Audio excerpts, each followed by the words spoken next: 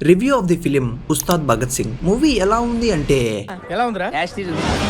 Yes, ఇలాంటి మూవీని మీరు ఇప్పటికే చాలా సార్లు చూసి ఉంటారు, కానీ ఈ మూవీని చూడడం ఇదే మొదటిసారి. అయినా నాకు తెలియక అడుగుతాను, ఫ్యాన్స్ కోసమే సినిమాలు చేస్తామంటే క్యాప్షన్ లో ఓన్లీ ఫ్యాన్స్ అని వేసుకోవచ్చు కదా. నేను ఈ మాట అన్నందుకు మీకు కోపం రావచ్చు, కానీ ఇదే కదా నిజం. ఇంకెన్ని రోజులని ఫ్యాన్స్ కోసమే సినిమాలు చేస్తారు, జనరల్ ఆడియన్స్ కోసం ఏమీ లేదా? ఇక కథా స్క్రీన్ ప్లే స్ట్రక్చర్ అంటే చెప్పా కదా, మనం చిన్నప్పటి నుంచి తెలుగు కమర్షియల్ సినిమాలో ఏదైతే జరుగుతుందో అదే ఈ మూవీలో కూడా ఉంటుంది. విత్ పవన్ కళ్యాణ్ గారి అనవసరమైన పొలిటికల్ రెఫరెన్సెస్. అసలు కళ్యాణ్ గారే అవన్నీ వద్దు అంటుంటే ఈ డైరెక్టర్స్ ఎందుకని ఇంక్లూడ్ చేస్తున్నారో అర్థం కావట్లేదు. ఇక పర్ఫార్మెన్సెస్ చూసుకున్నా కానీ అందరూ కూడా ఓకే. శ్రీలీల గారు డాన్సర్ నుంచి యాక్టర్ ఎప్పుడు అవుతారో చూద్దామని మీతో పాటు నేను కూడా వెయిట్ చేస్తున్నా. ఇక పవన్ కళ్యాణ్ గారి లుక్స్ బాగున్నప్పటికీ కూడా ఆయన క్యారెక్టర్ ఒక రెగ్యులర్ కమర్షియల్ హీరో రోలే కాబట్టి ఎక్కడ కూడా యాక్టింగ్ లో స్టాండ్ అవుట్ అయ్యే ఛాన్స్ లేదు. ఇక యాక్షన్ సీక్వెన్సెస్ కానీ సినిమాటోగ్రఫీ కానీ ఏమంత ఇంప్రెసివ్ గా అనిపించలేదు. మ్యూజిక్ విషయానికి వస్తే సినిమా మధ్యలోనే డిఎస్పీ గారిని డ్రాప్ చేసి ఆయన బదులు బ్యాక్గ్రౌండ్ స్కోర్ తమన్నాతో కొట్టించారంట. తమన్నా వీలైనంత కష్టపడ్డాడు, కానీ సినిమాలో సబ్స్టెన్స్ లేకపోతే ఆయన మాత్రం ఏం చేస్తారండి.